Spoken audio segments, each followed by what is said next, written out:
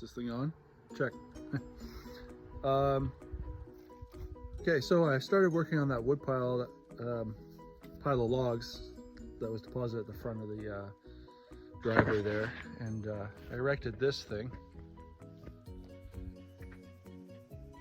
to contain it all. These blue pallets are really, really strong, hard, tough wood, and they weigh a ton. Well, probably somewhere between around 80 to 100 pounds. I don't know. They're heavy. Anyways, yeah, so I'm on the pile with the chainsaw. There's Mr. Chainsaw with a safety helmet and visor. And I'm not gonna have enough room to hold all that wood. This piled high, like 4 or 5 feet high. It's not gonna be enough, which is awesome. So, okay, well, there's been some updates with the house. We're waiting on some insulation, and by the grace of God, we're going to be able to insulate the roof, the whole roof, on the the second floor, and yeah, it's awesome. I buried this cable while we're on the subject, real quick. Installed this conduit with electrical cable. A friend came by with his mini excavator.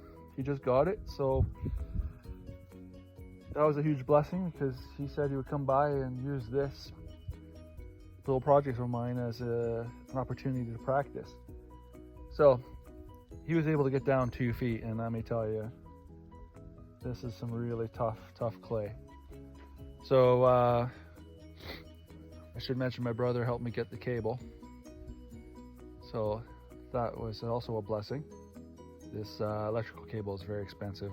Copper is down here. I brought it into the house this weekend.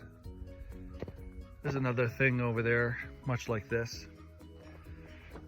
Interesting thing, this conduit goes straight down here, but at the house, the wall's not so straight. So don't tell Lisa I said this, but I used there's a trick where you warm up sand really hot on a wood stove or any stove, and long story short is you fill the conduit with that hot sand, and it becomes pliable like spaghetti.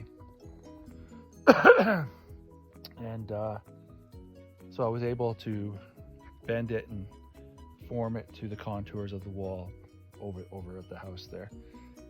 So that was really neat. That was a little bit of fun science. I haven't actually connected the panels yet. Doing a little research, making sure I study up on it. It's not rocket science, but you don't want to mess around with that. Did a test with the wood stove that we set up. A friend of mine came by for that chimney, and I'll tack that on right after these commercial messages. Now, hello. So this is a milestone moment for me. My friend Kyle helped me set up this wood stove yesterday. We bought it about 3 years ago, and I did not know when this day would come, and for me this is a milestone. So this is a Blaze King, and I knew virtually nothing about wood stoves when we bought this. Lisa grew up with wood stoves, so she knew more than I. Basically, I won't go into all the details, but it's the Blaze King Princess model, and it has a feature. Once it gets to the right temperature, it employs a catalytic, and burns the gases and becomes efficiently, and under ideal conditions, you know, the right wood and all this, you could get anywhere from 10 to 12 hours, maybe more, out of a load of wood. So this little dial, my camera doesn't work very well, so this little dial here, there's a needle, and then when it gets into this zone, then I can flip this, and that bypasses. Right now it's the bypass is open, so all heat and smoke and everything goes straight up the chimney. But when I get into that active range on that dial there, I flip this forward, and then it becomes a high efficiency stove. So this is going to be a bit of a test. I'm going to light this right now. Oh, there is a thermostat. It's pretty cool. It's an automatic. It doesn't run on electricity, but you set it high, medium, low kind of thing, and it will act accordingly. Obviously a setting of high will not get you that 10-12 hour burn, but once we get this place insulated, we should be just fine on medium. Okay, so I made some kindling. I'm not going to I'm going to cheat with my torch. Get this going. There's a little bit of birch in there, birch bark that is. So, process, it's not technical, but the steps are pretty precise. I got to get a good fire going. And let's see how this goes. Got to get a good fire going. Leave the thermostat set to high. I'm not going to close the door all the way, but when that needle moves into that range, then I will flip it, as I said a moment ago. But the test that I want to do today or tonight is get this up and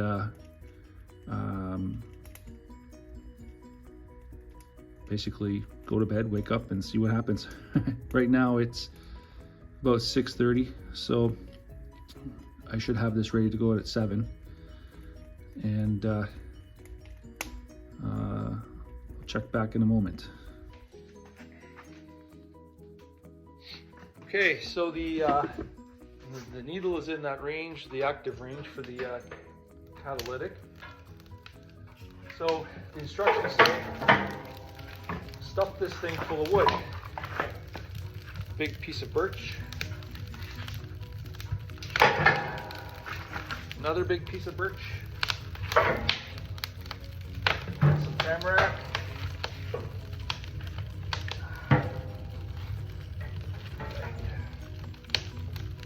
Okay. No, that's about it. Oh, maybe this little piece here. Okay. Close it up. Now we're going to give this an opportunity to get going. I don't know if you can make out what's going on in there. I can just see my reflection. Sorry about that. So the needle is in the active range. So I'm going to flip this over. Closes the bypass. And sorry about the reflection. The bypass is closed, and stuffed it full of wood. I'm going to leave the thermostat on high for about 10-20 minutes just to make sure it catches. And then I'm going to turn it down to medium. Hello from inside the stove. So I checked the time, but I waited roughly 10 minutes, and it's going pretty good now. There's not a lot of, there's some flame, but this stove is not about the flame experience. it's about generating heat. So I'm gonna turn the thermostat down to medium. Roughly medium there. Anyways, it's 20 after 7. I'm gonna go about my day, wake up at my usual time, 5 a.m., come check this and see where it's at. Don't go away. Okay, 5 a.m. The fan on the top is still spinning. I'm going to turn this thermostat up high.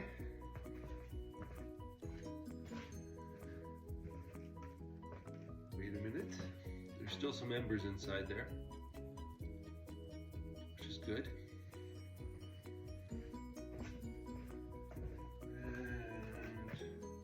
Open up the bypass. Okay. So let's see what we got.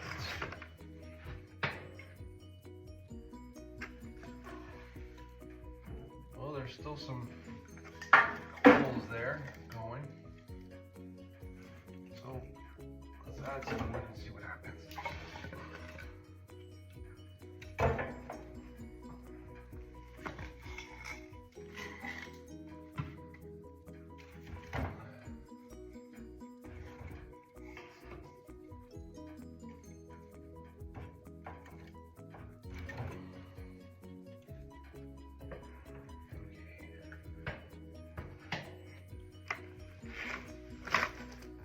So, in any event, it's been approximately 10 hours and still got some embers, so I would say that you get at least 8 hours out of this, no problem, which is great because that's more than I could hope for. And I just added some wood and it's starting right back up again. I'm not going to add any more wood, but it's good to know that I can have something going and it will last a decent amount of time.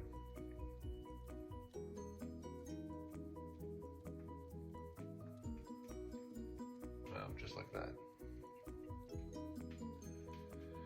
One thing I did notice was the manual warns about water freezing on the chimney in the winter because basically all that leaves the chimney, but the majority of the gases that leave the chimney is water vapor. And as a result, ice can form on the inside of the chimney, so the manual mentions running it on high to get rid of that. But at the same time, I noticed that the chimney was leaking a little bit of not creosote, but water.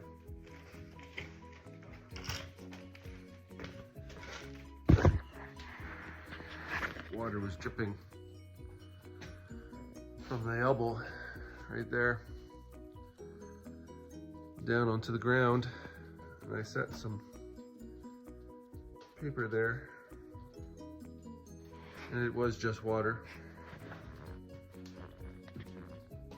So I gotta look into that and find out if there's a solution. But what I'm starting to realize is there's going to be a bit of a balance between the thermostat, the amount of wood in there, and the water vapor,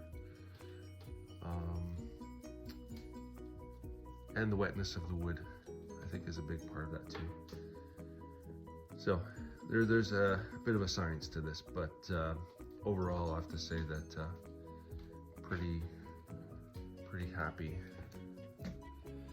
We're still, I don't know if I'm pointing this in the right direction, but the needle's still in the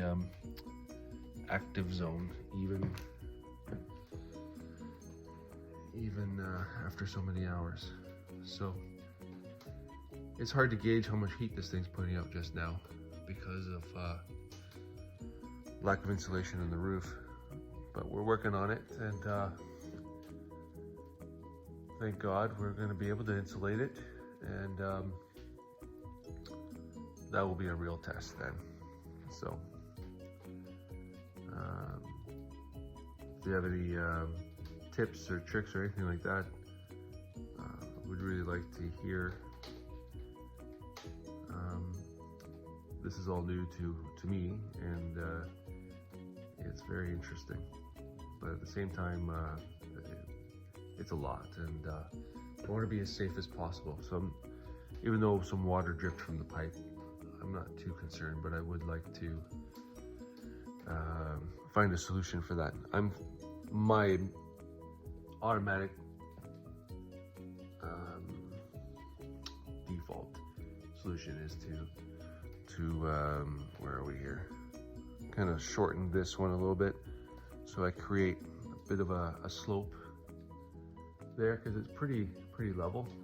So if I create a slope, then the water will just kind of continue down back to the bottom and then go back up again. At least that's what I think.